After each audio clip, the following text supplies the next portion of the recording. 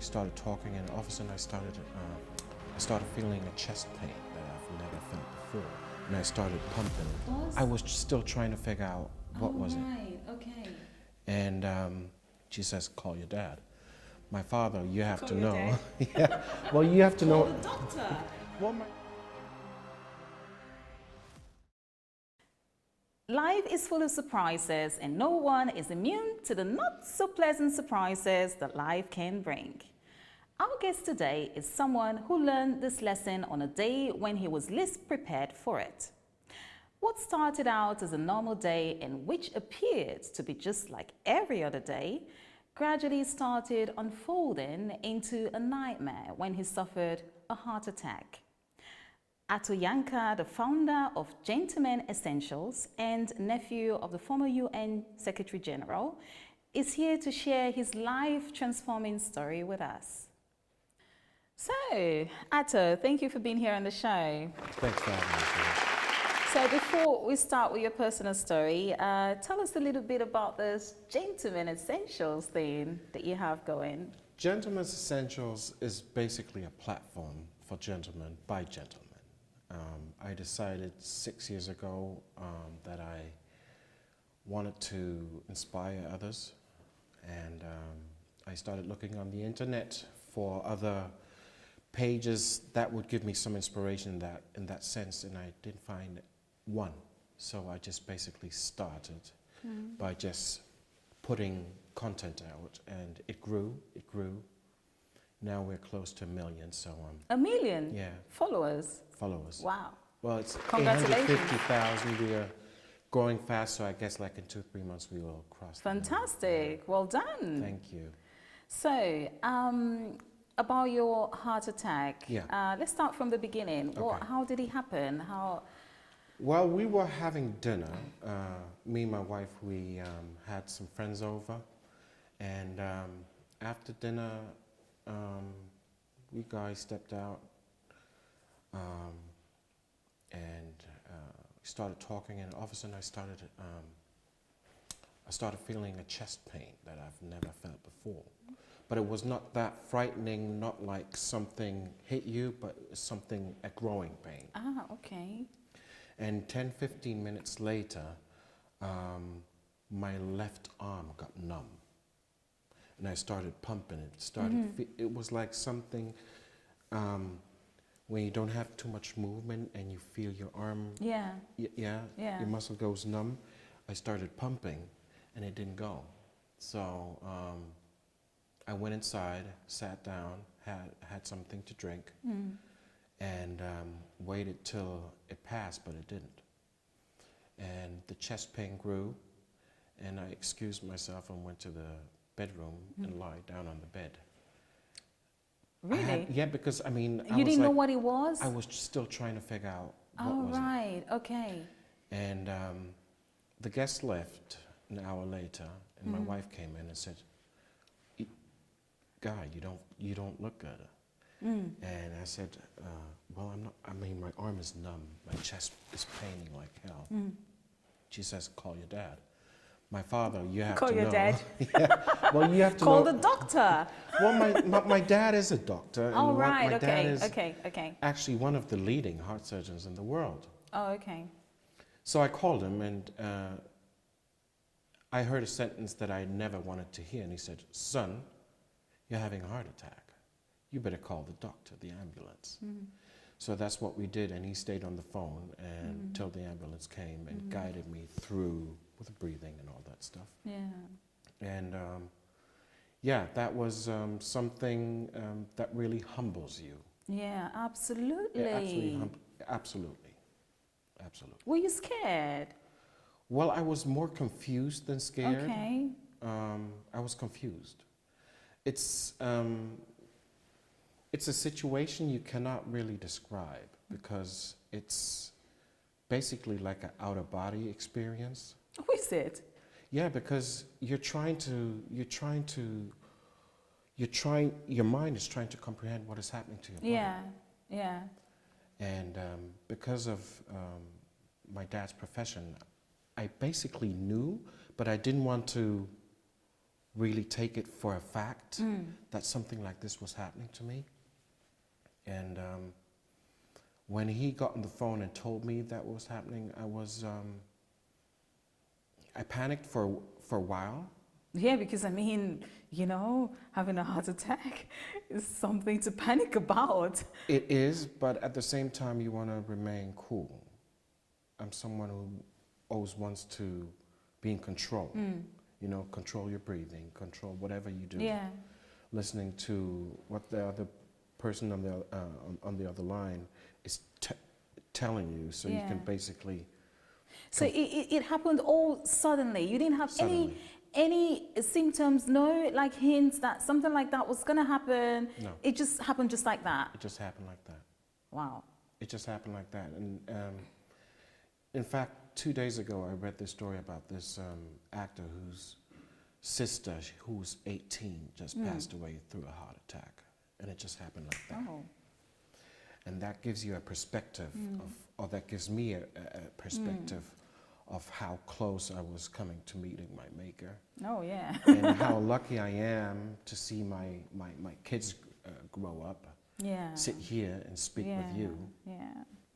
And your kids were obviously there when it happened, or Yeah. were they not? They were your there. wife as well? That's why I went to the bedroom to figure out what was going on. Okay. Because you mentioned something to me that you didn't want your kids to like see you in that situation, or your wife, and I thought that was really touching. Because at that moment you were like caring about Well, I mean, just... as a father, you are the rock. You're supposed to be the rock.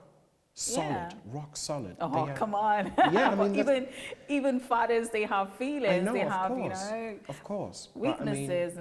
But this is something that I thought that could traumatize a small human being that looks up to you. Yeah, but speaking about that, that the father is a rock and they have, like the figure and, but isn't that kind of outdated, or is it like... Well, it's not like this rock, I have to be like the macho dad and not that patriarchal Well, I don't thing. see you like a macho anyway. Absolutely not. But it's like, I want to portray strength. Yeah.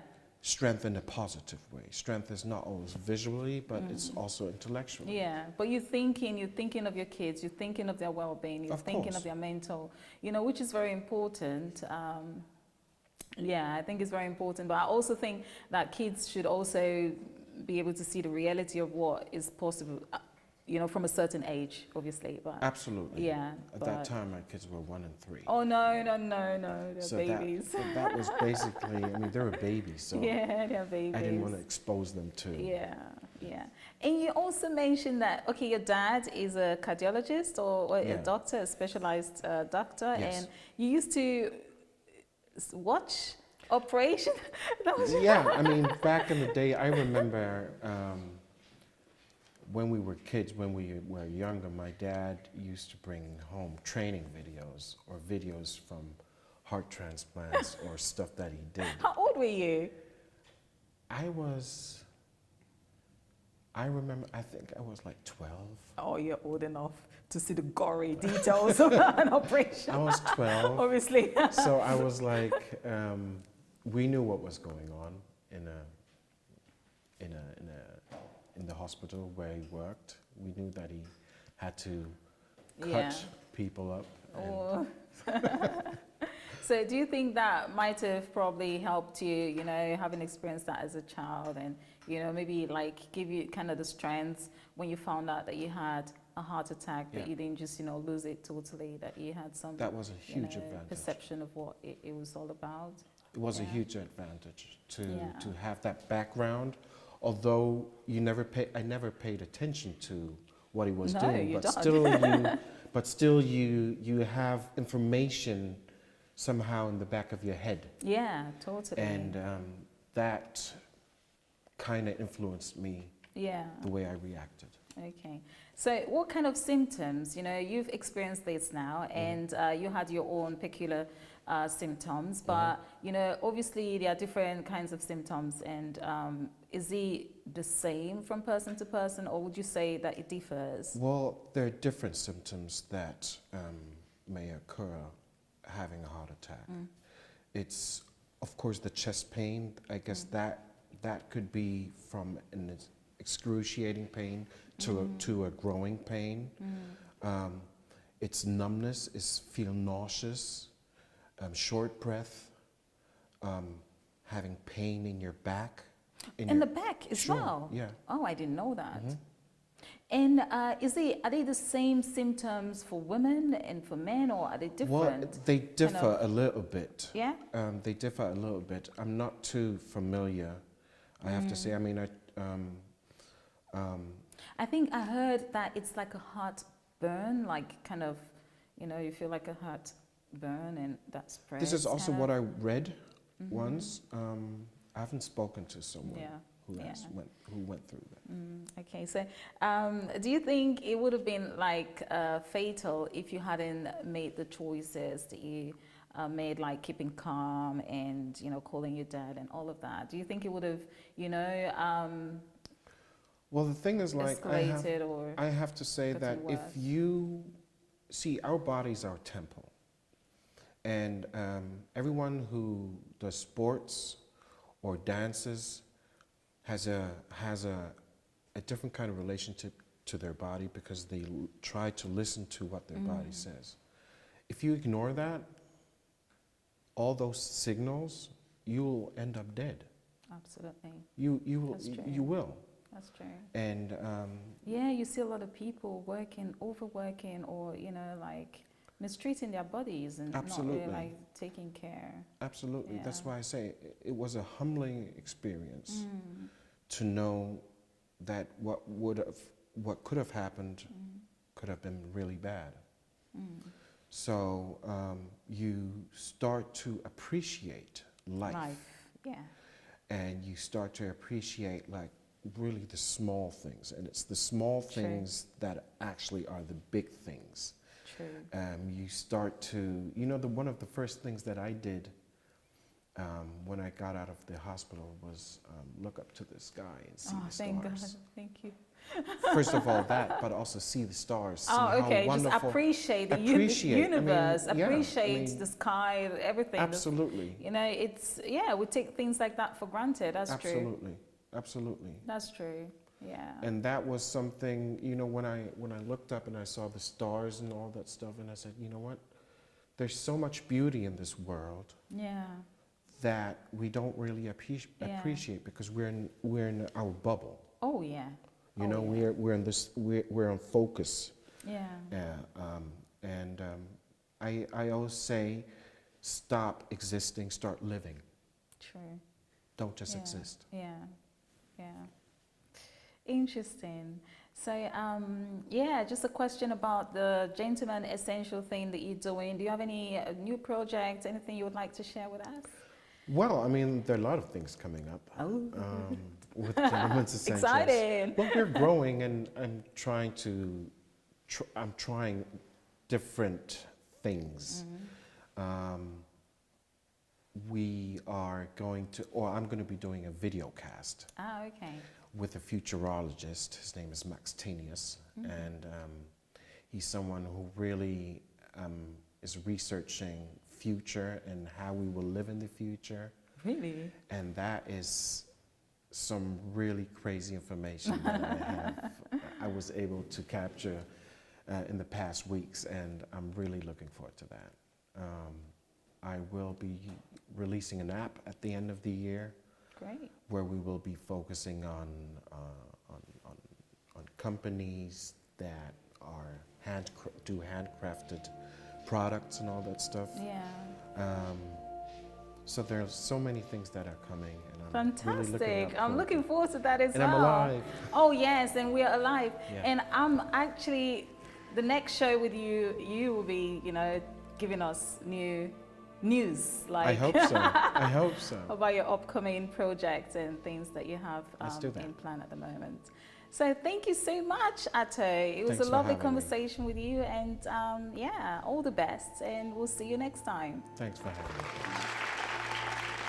So we've come to the end of the show.